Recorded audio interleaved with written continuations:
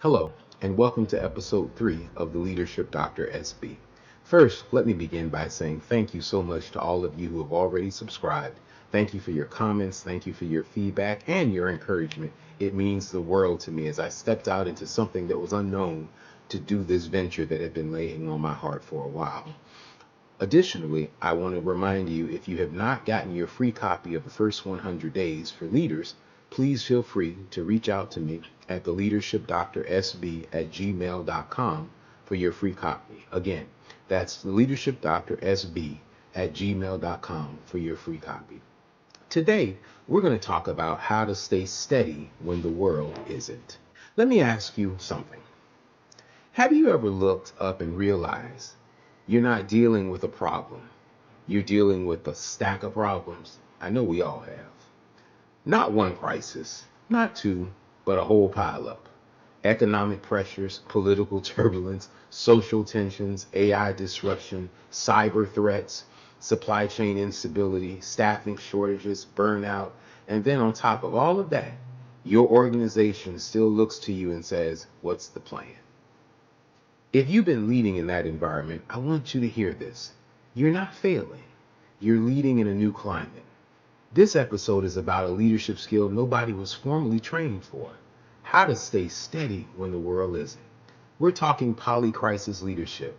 What it is, why it matters, and what to do when everything feels like it's happening at once. Because your job is not to predict every storm. Your job is to become the type of leader that can move through the storm without losing the people. Let's define the word polycrisis in a way that's actually useful. A crisis is one major disruption. A polycrisis is when multiple crises hit at the same time, the wrong time, and the way they interact makes each one worse. It's not addition, it's multiplication. In a polycrisis, the problem isn't only the problem, it's the way the problems collide. For example, a supply chain disruption becomes a revenue crisis. That becomes a staffing crisis. That becomes a culture crisis. That becomes a trust crisis. That becomes a brand crisis. And somewhere in the middle of it all, your best people start talking quietly. Does leadership actually know what's happening? Come on, we've all been there. That's polycrisis. Cascading complexity plus emotional contention.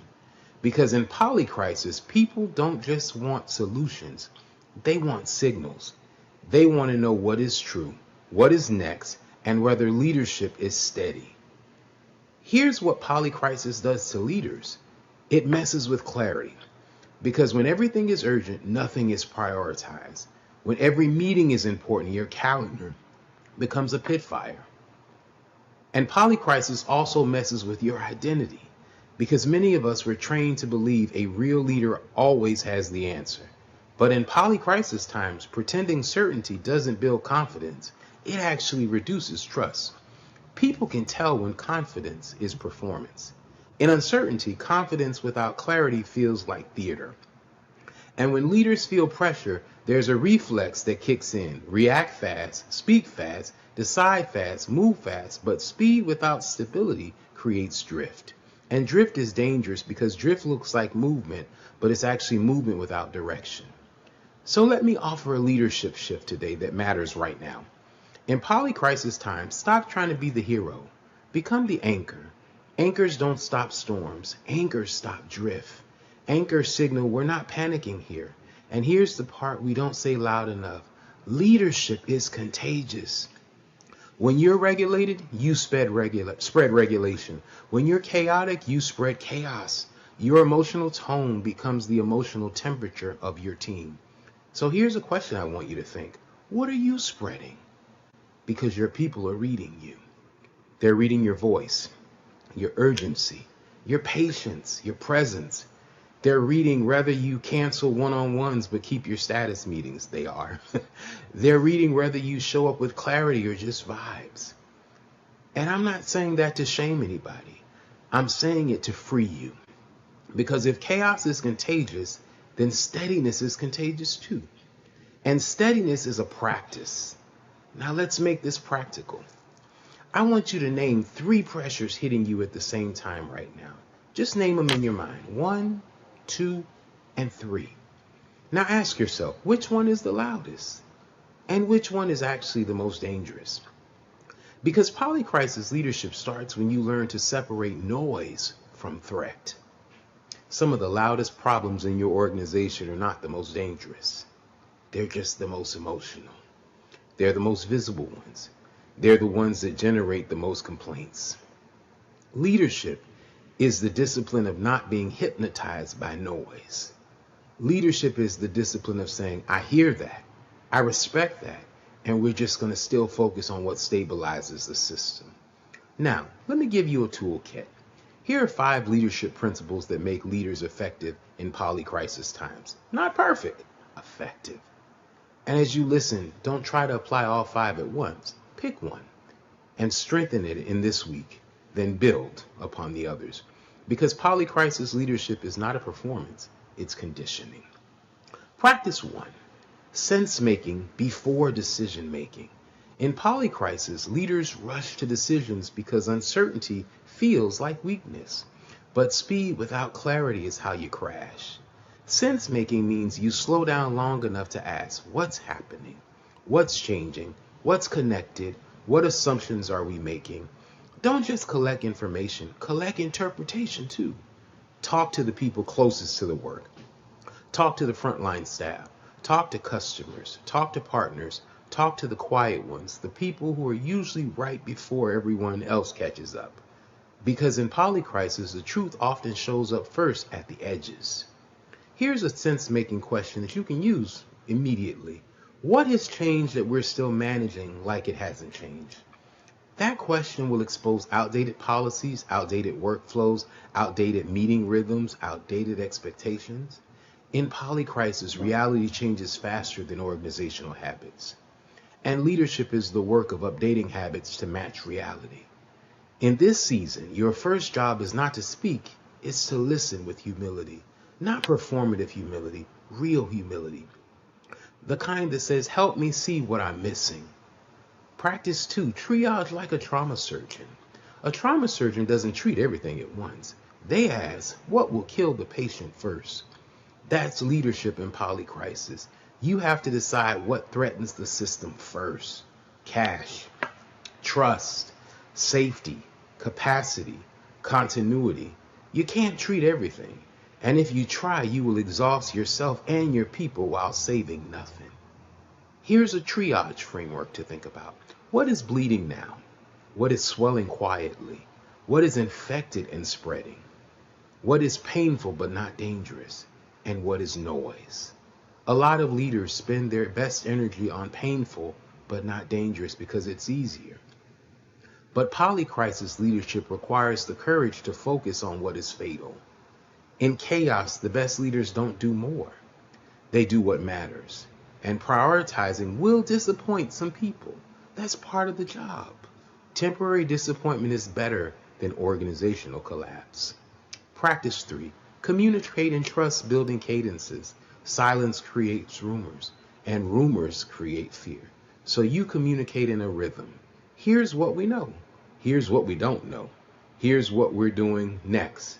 Here's when we'll update you again. And then keep that promise.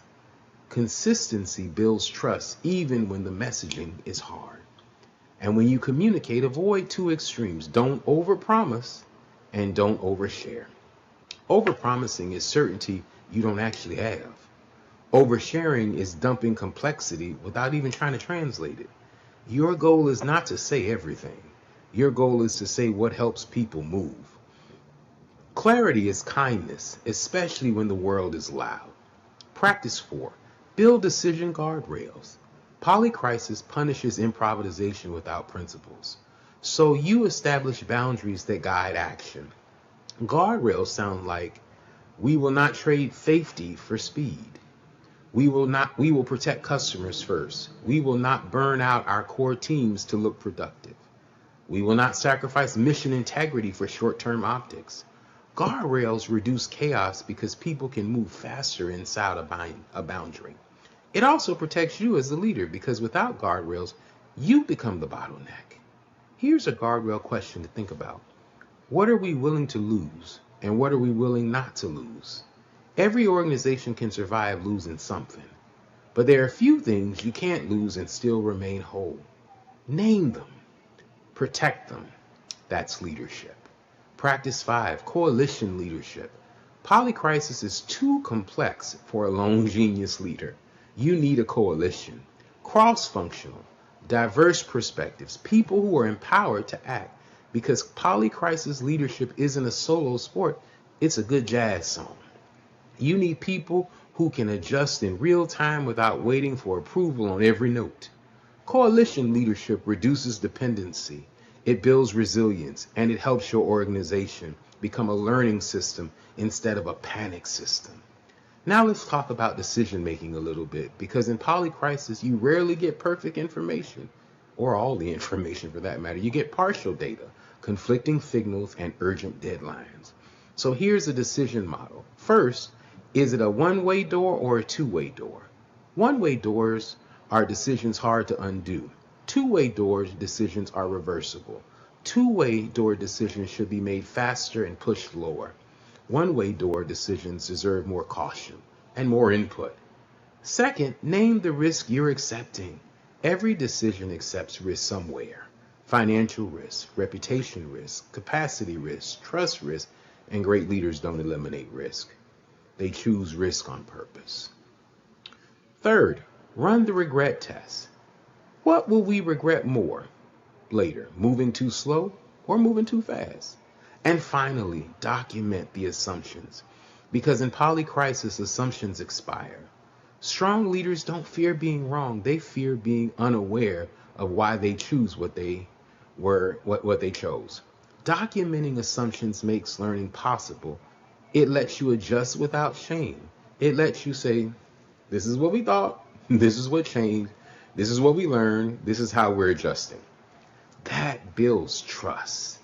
Now, the human side, polycrisis is not just strategic, it's emotional. People are tired, and tired people interpret everything as a threat.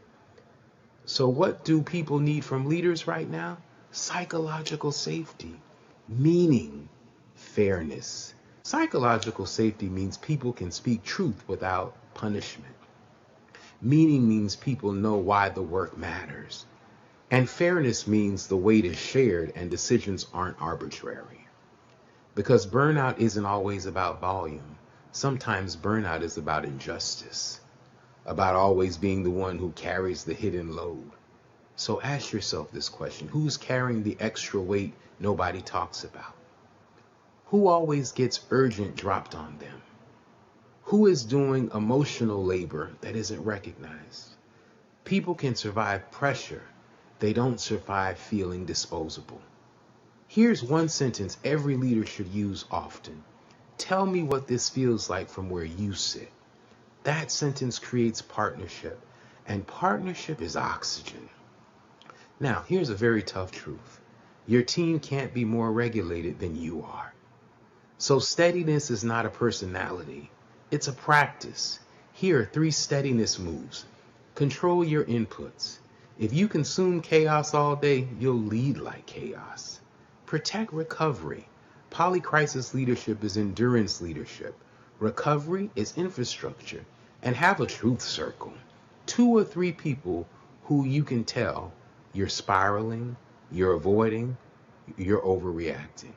Because your nervous system is part of your leadership strategy. Depletion makes you reactive. Depletion makes you short. Depletion makes you paranoid. So if you want to level up your leadership, don't improve your strategy only, but improve your recovery. Let me close with this. Polycrisis times don't just test leaders, they reveal them. They reveal what you value, what you protect, and what you're willing to sacrifice. So don't try to be the leader who predicts every storm. Be the leader who creates stability in the middle of the storm. Be the anchor. And if you want one sentence to carry you into your next hard read, tell me what this feels like from where you sit. Lead steadily. The world needs it. Thank you for joining me today, and I hope to see you in the next episode. Don't forget to subscribe and tell a friend.